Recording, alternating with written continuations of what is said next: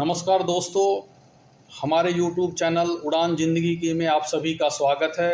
आज इस वीडियो के माध्यम से आपको बताने जा रहा हूं कि कंपनी क्या होती है एंड कंपनी में मेनली कौन कौन से डिपार्टमेंट होते हैं, जो कि अपकमिंग फ्रेशर्स के लिए एक इम्पोर्टेंट जानकारी होगी।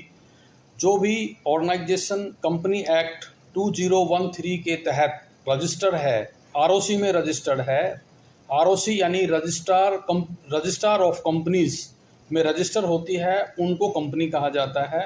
मेनली कंपनी 3 प्रकार की होती है, जो कि इस प्रकार है। सबसे पहले हम बात करें प्राइवेट लिमिटेड कंपनी, फिर लिमिटेड कंपनी, फिर LLP लिमिटेड लाइबिलिटी पार्टनरशिप, जिस लिमिटेड लाइबिलिटी पार्टनरशिप होती है। अब हम बात करते हैं कि प्राइवेट लिमिटेड कंपनी की, इसमें मिनिमम 2 डायरेक्टर होने चाहिए। डायरेक्टर अपॉइंटमेंट करने से पहले उनके डिन नंबर होने चाहिए, डायरेक्टर आइडेंटिफिकेशन नंबर होने चाहिए, यानी कि जो कि डायरेक्टर बनने के लिए मैंडेटरी है। अब हम बात करेंगे मैक्सिमम डायरेक्टर की, तो इसमें मैक्सिमम 15 डायरेक्टर हो सकते हैं, यानी मिनिमम 2 डायरेक्टर की रिक्वायरमेंट होती है और मैक्सिमम इसमें 15 डायरेक्टर हो सकते हैं। तथा उन डायरेक्टर्स के लिए डिन नंबर का होना मैंडेटरी है, इसके बिना आप डायरेक्टर अपॉइंट नहीं कर सकते। अब हम बात करेंगे लिमिटेड कंपनी की, तो इसमें मिनिमम 3 डायरेक्टर्स हो सकते हैं तथा मैक्सिमम 15 डायरेक्टर अपॉइंटमेंट किए जा सकते हैं।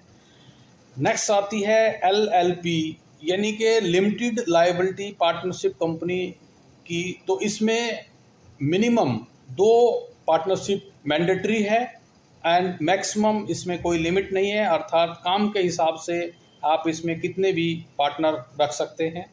अब बात आती है कि किसको डायरेक्टर बना सकते हैं। वैसे तो कोई भी कंपनी का डायरेक्टर हो सकता है, लेकिन ज़्यादातर कंपनी के फाउंडर को ही डायरेक्टर बनाया जाता है। अब बात करते हैं कि सामान्यतः डायरेक्टर का कार्यकाल यानी टर्नओवर कितना होता है, तो किसी भी डायरेक्टर का टर्नओवर 5 साल का हो सकता है, लेकिन यह कार्यकाल बढ़ाया भी जा सकता है तथा डायरेक्टर अपनी मर्जी से रिजाइन कर सकते हैं या कंपनी उनको निकाल भी सकती है। अब हम बात करेंगे कि कंपनी में कौन कौन से डिपार्टमेंट होते हैं। तो कंपनी में मेनली डिपार्टमेंट इस प्रकार होते हैं। जो सबसे पहले इम्पोर्टेंट डिपार्टमेंट है वो है finance and accounts department. Company में जो भी कार्य होता है उनका संबंध पैसे से होता है, अतः फाइनेंस एंड अकाउंट्स डिपार्टमेंट एक इम्पोर्टेंट डिपार्टमेंट है कंपनी का, जिसमें कि पैसे का लेखा जोखा, जैसे कि expenses, salary, profit, GST, tax return आदि का हिसाब किताब रखता है तथा जो बचत की पूंजी होती है उसको कहाँ और कैसे उपयोग करना है। फाइनेंस से रिलेटेड सभी प्रकार की गवर्नमेंट की रिपोर्ट्स एंड रिटर्न आदि फाइल करना इस डिपार्टमेंट का काम है। इस डिपार्टमेंट में जनरली 1 या 2 CA होते हैं तथा उनकी टीम भी हो सकती है। दूसरा डिपार्टमेंट आता है प्रोक्योरमेंट और परचेज डिपार्टमेंट। यह डिपार्टमेंट मेनली आइटम या मटेरियल यू कैन से को खरीदने का कार्य करता है, अलग अलग वेंडर्स को फाइनलाइज करना तथा उनके साथ रेट का नेगोशिएशन करना, ताकि कंपनी में सामान एक सही रेट पर आ सके और सही अवधि में मिल सके।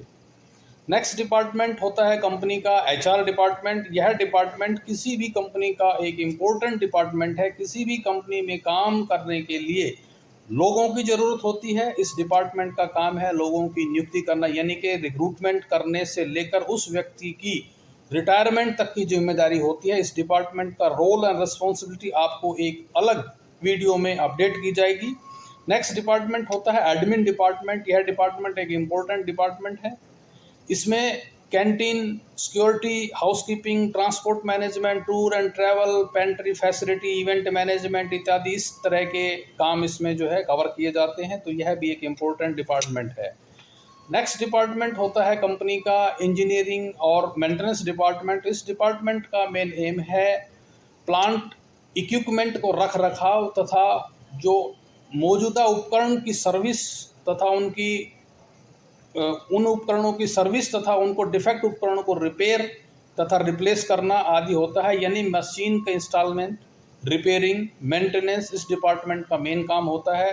इस डिपार्टमेंट में मेनली BTech या ITI के लोग होते हैं तथा किसी भी कंपनी में यूटिलिटी जैसे ड्रिंकिंग वाटर हो गया, एयर हो गया, ETP, STP, इलेक्ट्रॉनिक आइटम इत्यादि इसी डिपार्टमेंट के स्कोप में आते हैं।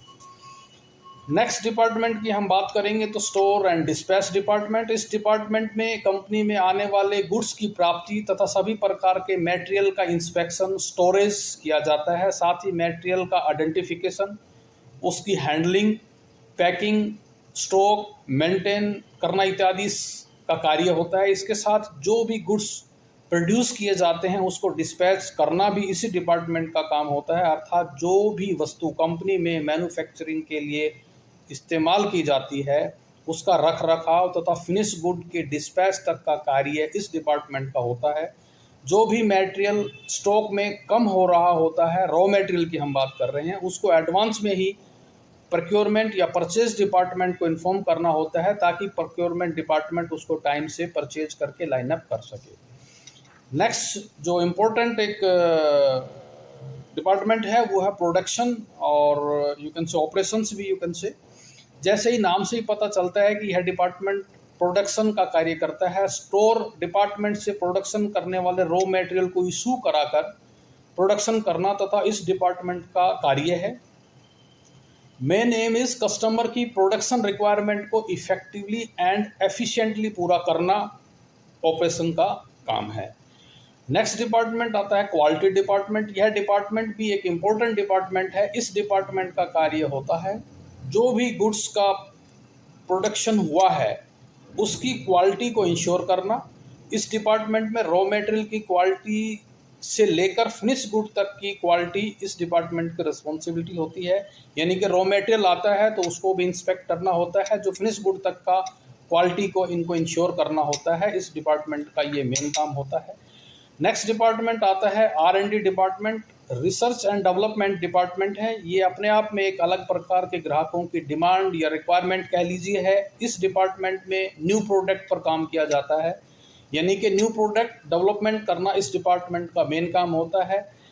यानी कि मार्केट के हिसाब से न्यू प्रोडक्ट डेवलपमेंट करना ही इसका मेन कार्य है तथा इनोवेशन इस डिपार्टमेंट का मूल मंत्र है। तो ये बहुत सारे इनोवेशन और न्यू प्रोडक्ट को डेवलप करने में काम करता है, उसी पे फोकस रहता है। नेक्स्ट डिपार्टमेंट आता है प्लानिंग डिपार्टमेंट। बिना प्लानिंग के, जैसा कि आपको पता है, कोई चीज़ संभव नहीं है, तो बिना प्लानिंग के प्रोडक्शन भी पॉसिबल नहीं होता है। यह डिपार्टमेंट प्रोडक्शन के लिए प्लानिंग करता है, जो कि सेल्स एंड मार्केटिंग टीम की रिक्वायरमेंट के अकॉर्डिंगली प्लान बनाता है तथा उसको प्रोडक्शन को देता है। यह डिपार्टमेंट कस्टमर की डिमांड को ध्यान में रखते हुए रॉ मटेरियल की भी प्लानिंग परचेज डिपार्टमेंट को टाइम से देता है ताकि रॉ मटेरियल टाइम से लाइन अप हो सके और ये आगे काम कर सके।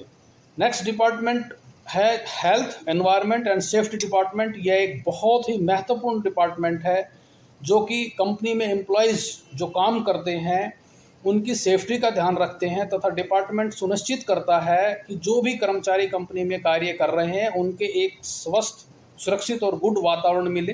यह डिपार्टमेंट किसी प्रकार के एक्सीडेंट को कंट्रोल तथा रोकने के लिए कार्य करता है।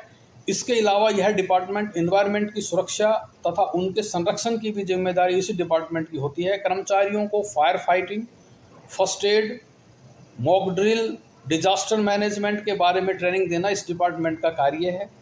इस प्रकार कंपनी के सभी डिपार्टमेंट अपना अपना कार्य करते हैं। तो इस वीडियो में इतना ही। हम अपने नेक्स्ट वीडियो में आपको कंपनी के HR डिपार्टमेंट तथा उनके सब डिपार्टमेंट के रोल एंड रिस्पॉन्सिबिलिटी के बारे में बताएंगे कि HR क्या होता है, उसका रोल एंड रिस्पॉन्सिबिलिटी क्या है।